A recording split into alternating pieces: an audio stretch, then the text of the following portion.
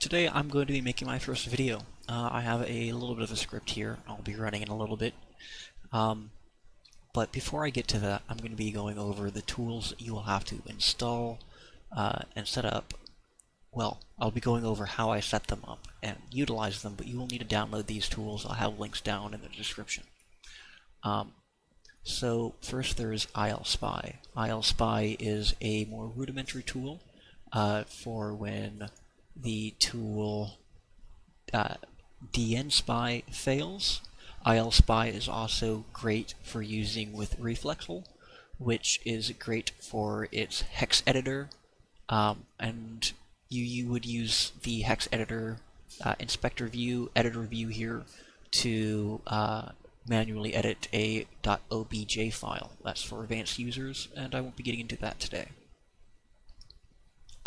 But the OBJ file is for the umod patcher that will automatically reapply your modification to the code after each update that Rust face punches releases. So that's why ILSpy is a tool that you should be familiar with. But it's not the tool that I'm going to be developing with myself. Because I'm more or less just trying to get a private server going and get a few things set up on it. But the other tool you're going to need is Visual Studios 2017. With the community version, there's a few things in the install script that you have to check. You might want to just be safe and install all 10 gigs of it, because I'm not going to make a video on it for a while. But if you have the knowledge, you can selectively select what you need. And I'll maybe make a video on that depending on if you guys care for it. Okay. So, without further ado, it is time to actually run this. Now, I'm going to be going normal speed, and I hope that this is good enough for everyone. Hello everyone, I would like to give a shout out to Steenamaru, a umod plugin developer who developed BotsPod. This plugin helped me find where to add hooks in the assembly C# DLL relevant to making custom AI hooks for a plugin I want to make. Today I am logging my development workflow setup process for a game with little documentation. Rust Oxide, which is now known as umod.rust. Tools used: Visual Studios, ILSpy with Reflexel, dnspy, Steam CMD. First, Some tools not shown the here. server via Steam CMD, then I added umod to it and added admin tools. For debugging I added basic plugins and configured them. Then I compressed a backup labeled with .date format. I added ILSpy installed with Reflexel to the root of the server folder, for Reflexel hex editor for advanced users who want to edit the .obj file for the patcher. Not in this. Once done, I added the DLLs from umodframework.com to the server's managed folder. I could Added these use the DLLs. Visual Studios project file that came from the Git repo in my Visual Studios 2017 fully updated with GitHub signed in. My solution was to make a new project. I found class library.net framework under Visual Studios Visual C# selection in the drop-down menu on the left of the new project window. I ensured it was using the framework 4.6.1 while naming the new project. The solution's name is the name of your work environment, which is your preference. Next, I added references. This step can be slow. Right-click on Solution Explorer's assemblies or dependencies I forget. On the right of your new project, look for Add, and add references found in the managed folder. Click OK, unplug your keyboard and mouse and watch something on Netflix. Then compress a backup labeled with .date format -vs project.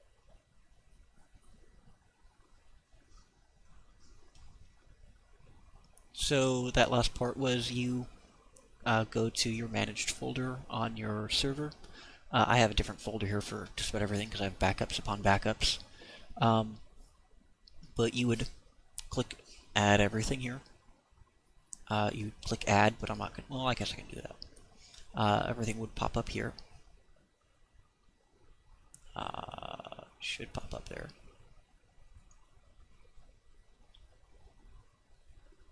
Let's do control that.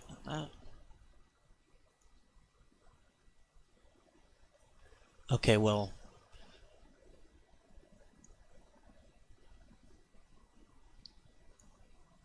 if you do it right, it does something like this. With all those references start piling in, you have them listed here. And the reason why all of these,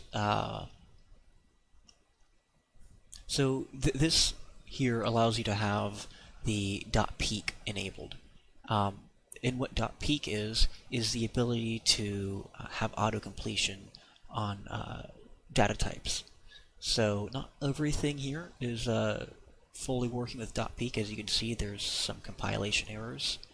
And that's just because I don't have the best work environment. And what I mean by that is I can't compile from here.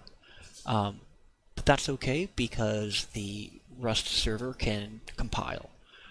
So what that means is when I drag and drop this plugin into my server, if I reorganize my windows here like I had them earlier, oops. So on a regular basis, what I would do is I would take, that's from my backup there, yes. So this is where Visual Studios is loading all the DLLs from. When I alter a DLL with dnspy, again, you just do file open and you select the DLL that you want. As you see, it's my actual Rust server there. Then when we have the, we select that, but I'm not going to select it because it just mixes up the loading. We have it there, and we can do inspect and actually look at the code with inside of the Rust assembly. And what I mean by that is if I go down here, you can see that this is the base action that is, if I look for it here, I'll find it. Maybe I should look for uses. No. It's, no, this is where I was digging earlier.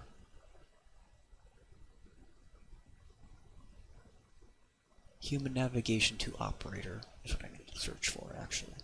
So sorry I'm going a little bit of a detour, but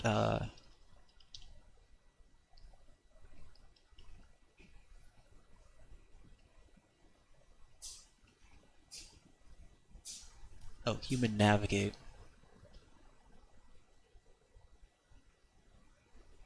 Here we go. So as you see, human navigate to operator has several overloads.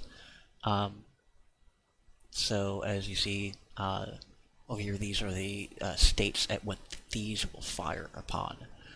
So if on flee enemy, or if on flank cover, or flank, or any of these flags that would be set further on, deeper in the game AI system, it will run these functions. So you can go ahead and find something, navigate to operator, get human name. No, that's not navigate to operator. Hideout location.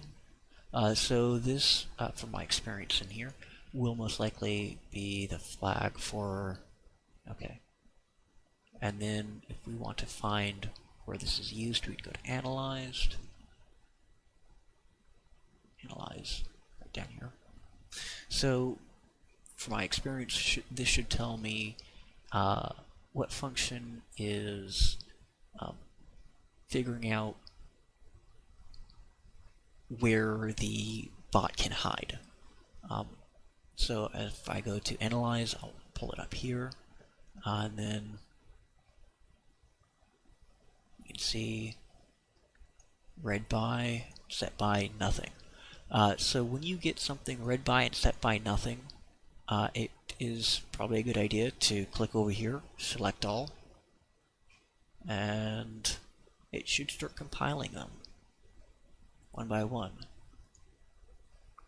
Oop. I hope I didn't just drag something.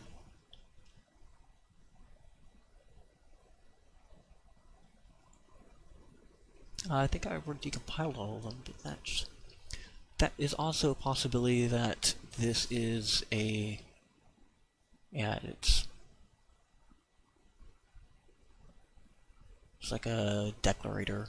I actually, to be honest, don't quite understand because it's partially an IL. Okay. That is why it was decompiling. So again, dnspy has the ability to view the code in intermediate language or C#. And I'm going ahead and decompiling it to C#, which can take a little toll depending on how many references you have. Anyways, this should give you an idea of where you can start poking around for additional code to use in your plugins. It's much more in-depth than the umod documentation, because it is the actual code itself. And if I can find it, it's obviously not the right.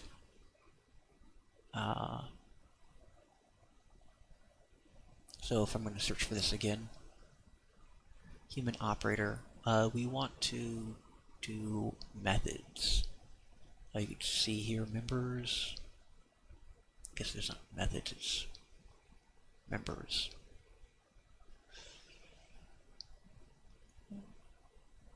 They're different in C#.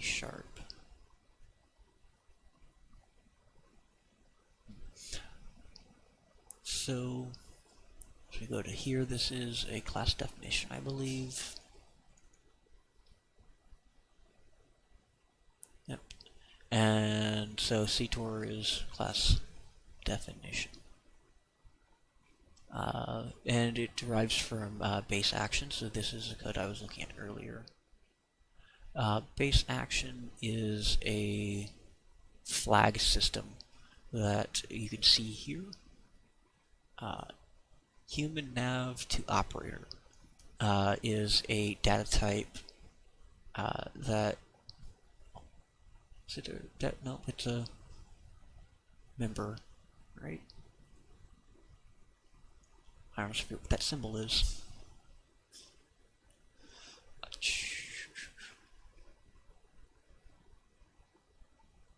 But the point is, if you want to read this code, it is if this dot operator, which is a variable internally, ooh, there's no back button in this one. Oh, there it is.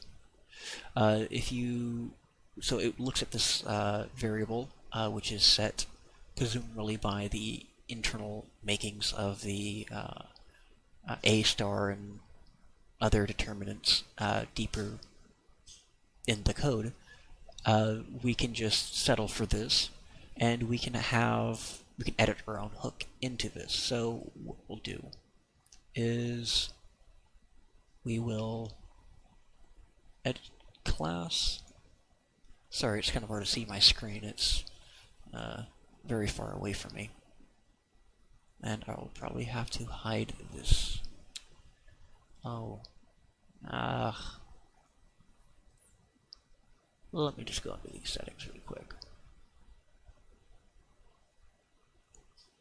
There we go. So that way I can see my little compile button there. So if we go to... Yes, so now we can actually edit the code. And the way that I'm going to do this is by making sure it has oxide.core in its not namespace, but it's in its using repository. Now, it's been maybe 4 years since I've taken a class in C, so I apologize if my naming conventions are a little off. Um, it was oxide dot core, and this comes from the umod website, a umod framework website, the oxide.core.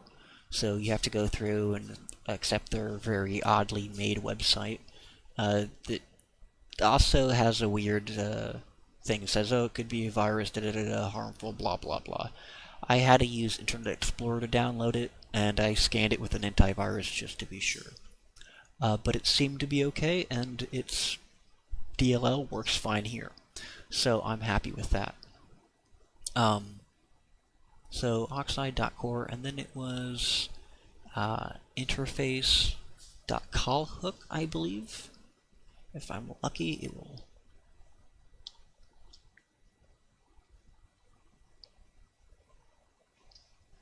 Okay, so I did not get lucky there. Now, if I want to figure out how the hooks are called, which very simple, you can go into a plugin, which is why I thanked that one developer in the very beginning. It was helpful to have a hook name near the resources that I cared for, like on this. This is my custom hook that I've added already to my DLLs. So on line of sight to target entity. I'll go ahead and copy that. And then I will search for that string. Very down here at the very bottom.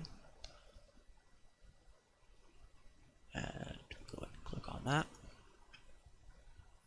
So it is interface.callhook, and it tells me that I was probably off on the import. It's oxide.core. Okay, let's try this again. So we'll go ahead and edit this class again.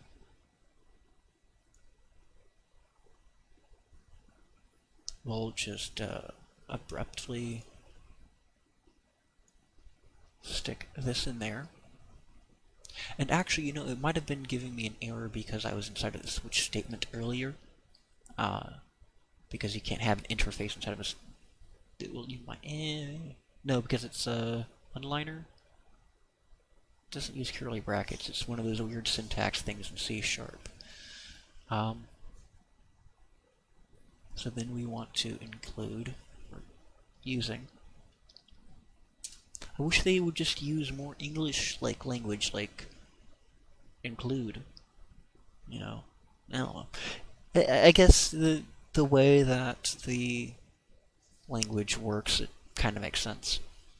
But we'll go with oxide.core. So now if we scroll back down here, we should see that our red text turned green. It now recognizes the reference oxide.core.interfaces.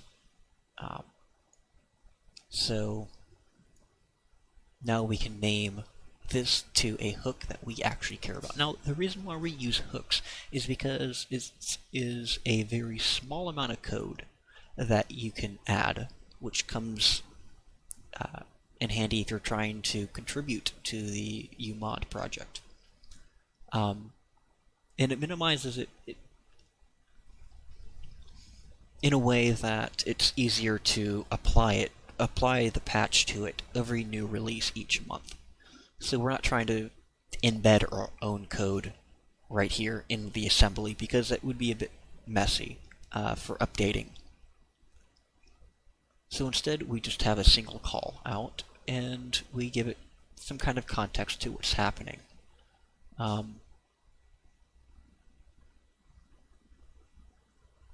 there actually is callback methods and stuff that we can have set up to modify the code here. Um,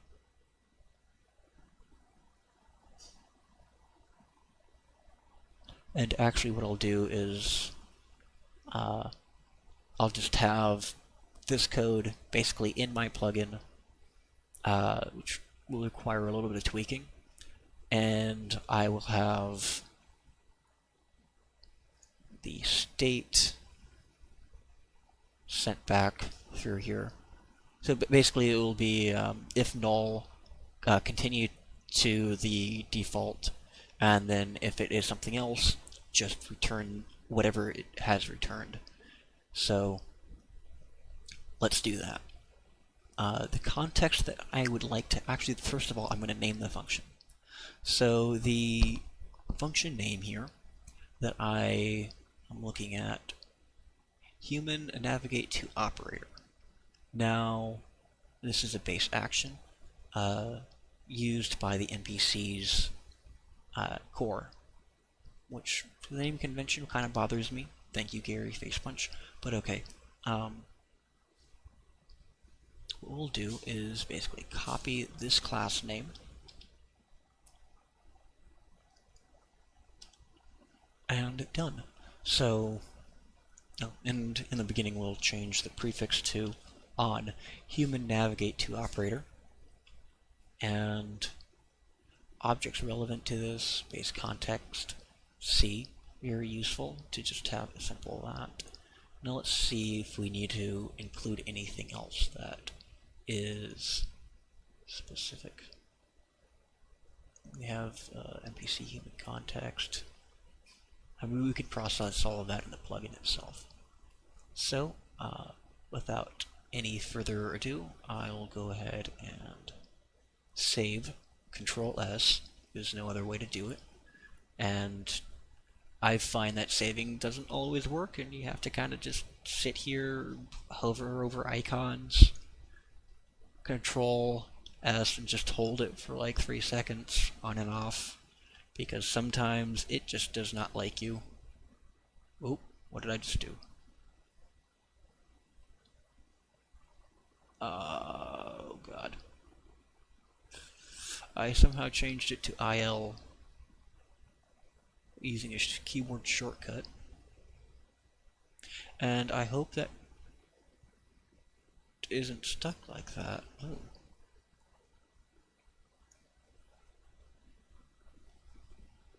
Okay, it's not IL anymore. Oh no, I just scrolled down to the bottom there, that's why. That scared me.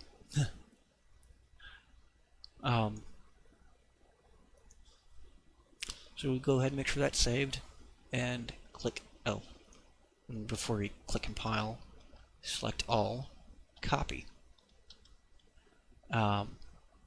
compile. So now we can go ahead and check, yep, we have the on human navigate to operator. And actually I did not make that a underscore n, I mean a lowercase n, so that's going to be bothering me for a little bit. But, well, I can just edit it, I suppose.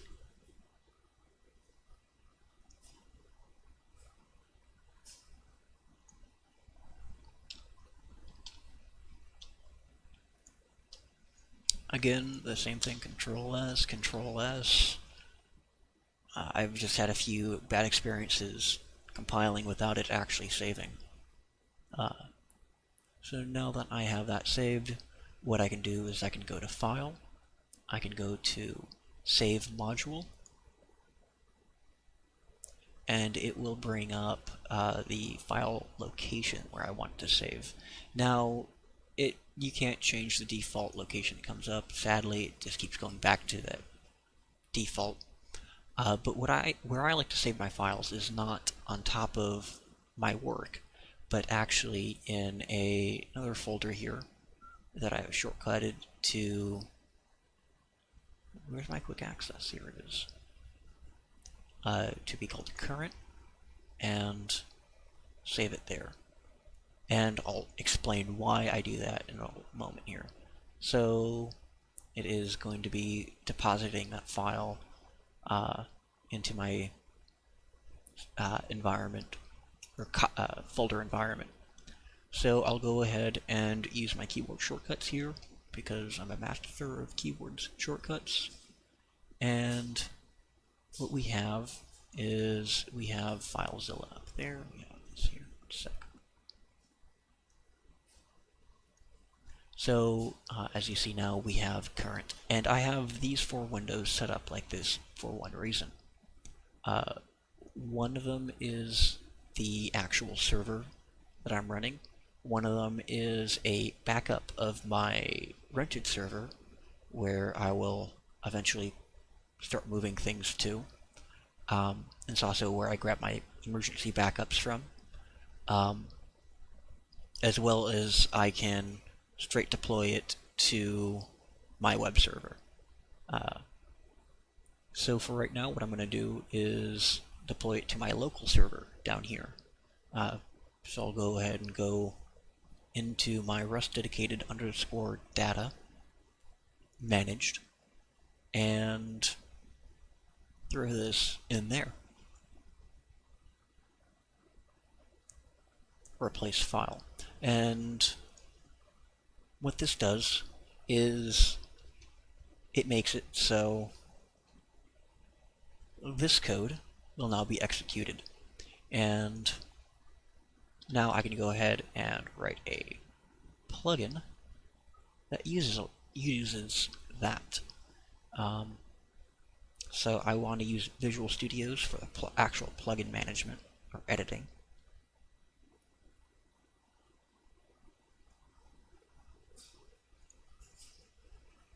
I'll just go full screen. And so what that would look like is this. Now, if you guys are not familiar with data types, not familiar with return types, function definitions, and other things like that, in C#, I recommend you watch a quick video on that somewhere, because it can be very helpful. I took a class and that actually opened my eyes quite a bit, so I'm not going to go into details on how to program, just like I didn't go into extreme detail on how to set up these files. I did a lot of reading, and quite frankly, I believe that videos on this subject are kind of overdone or outplayed, or not quite as valuable as some people would like them to be.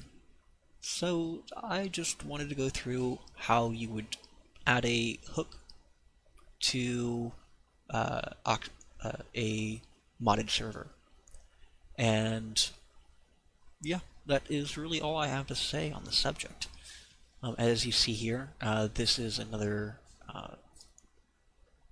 actual hook that I made. So when adding hooks, you'll notice something that might have a name. As I was looking through the code, I found line of sight to target. And I thought, oh shoot, that must, given the class and everything that was in, I thought, oh shoot, this must be the exact plugin that I need, exact function that I need to add a hook to. So I did, and I found that this would just never print, ever. And so I was like, shoot, maybe I didn't patch it properly. But it turns out that there was another function named very similarly, where it is almost exactly the same, except for it has entity at the end. But long story short, I found that function, I did exactly the same thing, and I started manipulating the data type. So a little bit about data types in C#. A data type defines how much physical ones and zeros the computer needs to hold to represent all the characteristics of that data that you're working with. What I mean by that is if you have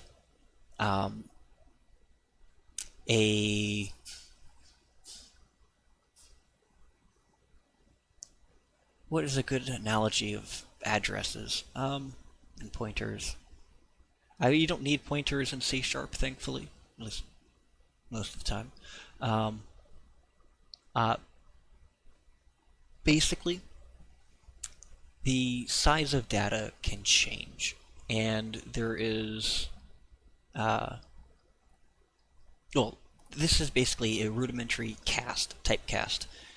We have a object of type object, and we are inspecting its contents as if it was a rust.ai.base context. Now, a object is loosely defined. It can have a very large or very small amount of space. But inside of it, it is self-contained to understand how to navigate all of that data. So it's a dynamic allocation. Using this data type can make things slower. However, because the way that the framework is set up, it is best practice to use the object type to share data contexts.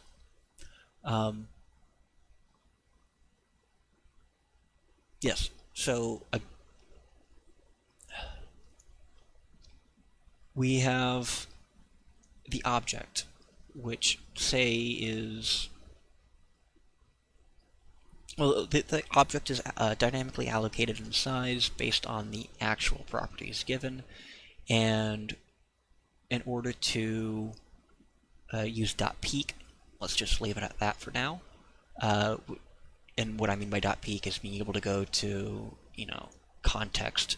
See, as I set this variable of type, base context, to that, because the compiler knows what kind of item it is, it knows what properties it can have. So doing dot on it allows me to pull up any attribute that it has, like its position, or the players that it keeps track of, which is apparently in a list base player. How many NPCs this context is aware of. And it is really quite powerful to look through all of these tools with .peek. And as a developer coming from Python for the last few years, I've always hated Visual Studios because it uses so much RAM. Oops. Let me just take out that right there. Let me go to my RAM here. It's using how much RAM? It's using 12 gigs out of my 32. And that's all I have open. I have Visual Studios, DNSpy settings, and minor stuff like Streamlabs, but that's not killing me too much. I mean, if I go to Streamlabs, it is normally idling at like 4 or 5% CPU, so that's not it. And it probably could be RAM eating. Regardless,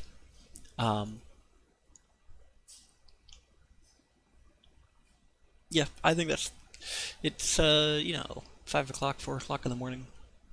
I just wanted to put this video out there as a first to just see if people care to know what a programmer thinks, because going through setup for a game that has setting up development for a game that has no documentation is not an easy task, and I would really like to see the plugin community for umod and umod for Rust really thrive. But I have not had a good experience in the community as far as asking for help. So these are my discoveries, and I hope that you find them useful.